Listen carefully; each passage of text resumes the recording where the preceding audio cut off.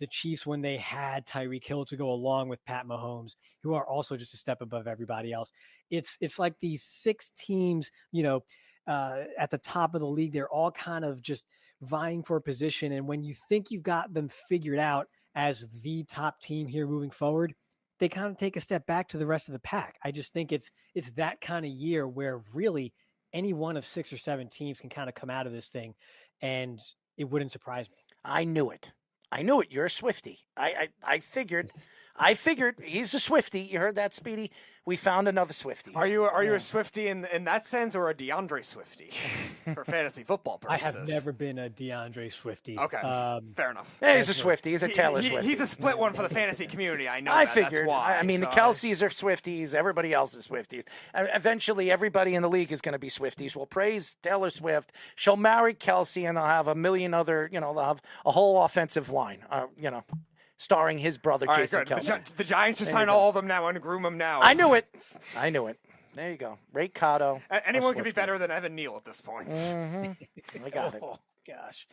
That's a brutal name to throw out there right now. Thank you, Joe. I feel bad for Giants fans for that one. Well, that's Joe Shane. That's maybe Bill Belichick decides to, get fired. The Kraft family decides to give him some, macaroni and cheese and tells him to hoist away. And he goes to the Giants and rebuilds that Giant team into a Super Bowl contender. I don't want to see that as a Jet fan. But you know what? Knowing the Jets and the luck. Except for the Jets. And, you have the devil or whatever the hell, Satan, telling you if Joe Namath is not dead, they're not winning nothing. So I guess I'm going to sit here for the rest of my life wondering if I'm going to circle jerk before I get a chance to win a Super Bowl. We'll bring guys out of retirement, and hey, maybe we'll get lucky with that guy. Or maybe we'll bring in a coach that thinks he knows more than I do. I think Robert Saleh is on his way out. So thank you to Robert Saleh for giving us his, 4 or 5 years of garbage. Thank you. Thank you, Robert. Thank you. He tried really hard, man. Boy, did he ever. He decided, hey, you know what? Zach Wilson's our future. Oh, great job, right? And by the way, Mike LaFleur, he's such a great offensive coordinator. Yeah, we're going to get him. Yeah, he's an offensive coordinator, right? So is his brother Matt, who's going to lose his job at the end of the season, too, because he can't win without Aaron Rodgers. So good luck. Congratulations to the LaFleur family. Maybe it's the curse of Adam Maybe Gase. We'll bring Matt LaFleur to our team, and he becomes our offensive coordinator and really even suck even more. So thank you. Oh, yeah, you have Aaron Rodgers and Matt LaFleur can start fighting again. I do not. Can you please promise me that if Aaron Rodgers comes back and and the Jets are in the playoffs, that I'm on this show before the playoffs? I promise you. And I'm going to tell you, when he does come back and he tears his ACL and his career is over and they say it is very Jet-like, I'm going to sit here and say, you know what?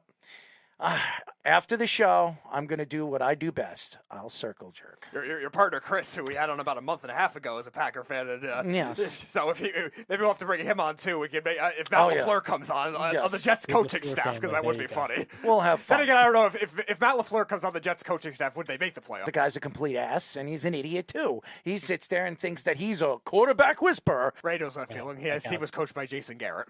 There you go. Yeah, exactly. Who's supposed to be a I like Jason whisperer. Garrett, by the way. Yes, you're one of the rare defenders of I Jason like Garrett. Jason Garrett. I mean, he wasn't good for the Giants. I'm not a Cowboys fan.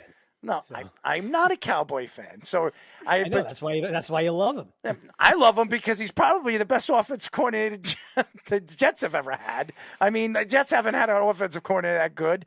I mean, it just tells me one thing: how bad are the New York Jets? So, Ray, you have to. I know you're a Cowboys fan, so this is a little bit of a sensitive one. But what team loses 3 win or go home games in a row, 3 years in a row? It's only been done to the Cowboys. Ray, I got a question for you.